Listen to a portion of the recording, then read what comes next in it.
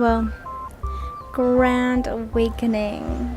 Regardless of what time of day it is for you, something new will be entering your awareness. This is the blueprint for building wealth with precision and clarity. And you may be thinking, where is this confidence coming from? How do you know that this is the blueprint? Well, I took some notes from quantum physics. It started to become a buzzword, but genuinely it's our nature. This is Giselle Open Sourced episode 3. Last time you saw me, I was living in the flow, and since then I have distilled it all into a simple blueprint. And as a note for the rest of the video, when I reference wealth, I'm referencing both internal and external wealth. They are intrinsically tied. Now you may be thinking, well, there's people who have so much wealth who I don't believe have internal wealth. That is what distinguishes hard work from the flow. You are doing something that is from a natural inclination because it's aligned with not only yourself but the rest of the world, with all of creation, which is what makes it easier because you are part of the stream of life. We do not have to sacrifice ourselves, our well-being, in order to create something of value. If anything, it's the opposite. You preserve your well-being by serving yourself, and in turn serving your communities and essentially the rest of the world, depending on your impact, by acting with precision and clarity through the blueprint. Every single action that you make has a compounding effect to your creation in this world. And the clarity dictates the impact that you have. Here's my preface. This is purely for your benefit. I am simply doing, and I have learned the way along the way. I have created a new creation, which you will see later on in this video. I was able to synthesize each part of the process into only a couple steps, easily replicable regardless of what you're working on.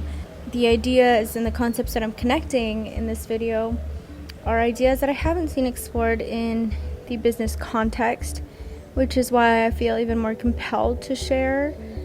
That's the whole premise of Giselle Open Sourced, is that these are ideas I believe should be the mainstream. If these are understandings that we taught children and were raised in, our communities would look very different, and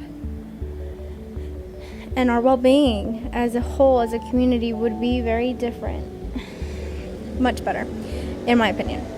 Obviously, we haven't seen the widespread application of this, but that's the challenge here, is now, once this enters your awareness, you have the opportunity to choose this experience for yourself and become part of the bigger wave that is building. People have told me that I'm different, that there's something that justifies why I'm at the place that I am and others aren't. And that for me was a bit alienating, because I was never under that belief that there was something different about me. And it wasn't until recently that I realized that the difference between us was that I believed that they could and they didn't. Every single person has the capacity to not only change but to create change. Every single person. Impacting even one life is an immeasurable gift. Think about that. When you impact one person, you create a ripple that extends far beyond what you can see, not only internally but externally. That is how important you are. You specifically, Your amalgamation of experiences allows you to create from a unique perspective. And no one else has it. No one else has lived your life. That is how special we each are. And I'm not here to tell you that this is possible. I'm here to show you that it is. This is currently happening. This is the blueprint. This is what we are operating under. You just have to believe it to experience it for yourself. Obviously, this is for everybody and their mama, but I do have a couple people in mind. The first being critical thinkers, people who are ready to question their old beliefs, people who are ready to think for themselves. I'm speaking to the builders and visionaries, people who are not only creating in this world or have something to bring into this world, and really anyone that is ready to take ownership of their life.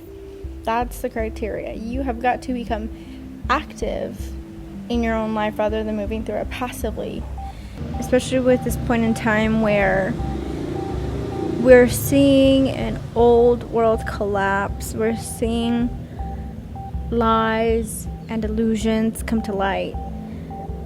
It's time for people who are genuinely wanting to create for a better world. The field is opening up for you, not only through AI, through the democracy of technology, but also in the playing field. The world is rapidly changing, and old players are just that. They're old. They are stuck in an old paradigm, which surprisingly they really can't see their way out of. Spotify, I'm talking to you. Maybe I shouldn't start beef now, but that's what I'm doing. And the last person I have in mind is really anyone who is ready to take ownership of their life. This blueprint, to use it to your advantage, requires you to become active in your own life.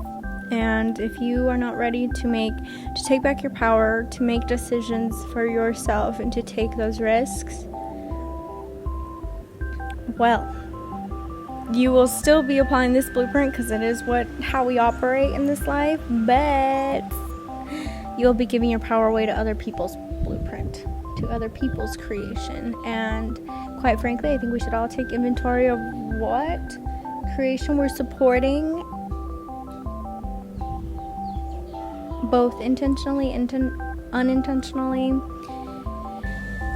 There are prerequisites.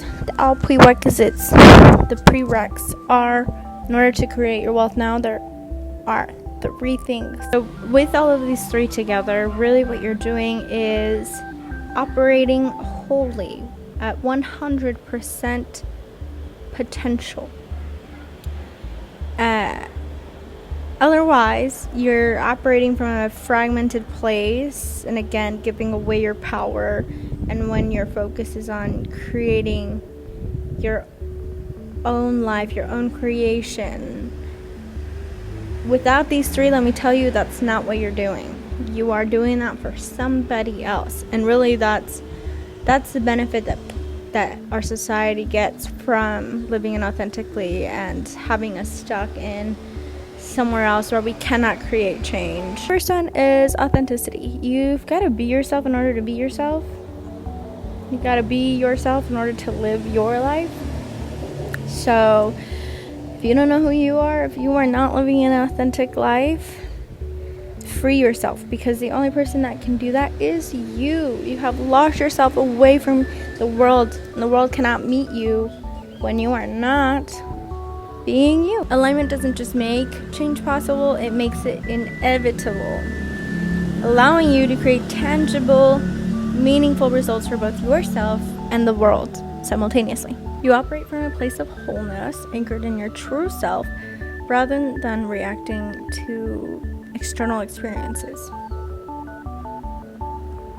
I'm gonna let that one sit, because think of the amount of times that you act in a way that is only dependent on the conditions, that you're having a bad day because X, Y, and Z happen. Well, what if you had a good day, even when anxiety happened. And you could, because guess what? You are in control of yourself. The only thing that can control you is you. You are sovereign. So take your power back. Take your power back. And that can be scary for some people. It can be scary to realize your potential. And when I say realize, I mean realize. Create it. Making it real. That is a big responsibility. And you can try to evade it, but what that means is that you're then replacing what you would want with what someone else would want, because you have given your power away to somebody else. This is what keeps your compass aligned along the journey. Number 2, living in the present. You have got to leave the past in order to create a future. If you're reminiscing, if you find yourself constantly stuck in the past, that's okay. That just means you probably have some stuff to process, to integrate, lessons that needed to be learned that you're just carrying around with you, not as lessons, but instead as the raw material of the experience. So living in the present, that is how you actually create, because you've got to be in the present. That's the only place where you can create change. And the last prereq is unconditional love. When you love unconditionally, you are free to create without resistance. Judgment fragments your potential, but love integrates it, allowing you to act from a place of clarity and purpose. All of these potentials lie within you. Anything that you judge from someone else, you could do that too. So rather than fragmenting yourself, trying to in some way be a good person by distancing yourself from what you consider to be bad, you can integrate it within yourself, knowing that you have the potential for that, but that you choose a positive potential. Unconditional love reveals the illusion of separation between ourselves and others. When we understand this, we see that judgment not only isolates us from others, but also reflects unresolved fears and insecurities within ourselves. This is like the preface for this entire channel, is that your experience is yours alone. You are simply reflecting with others. Others are reflecting onto you. So nothing's personal when it comes to other people. They are just living their experience, and that's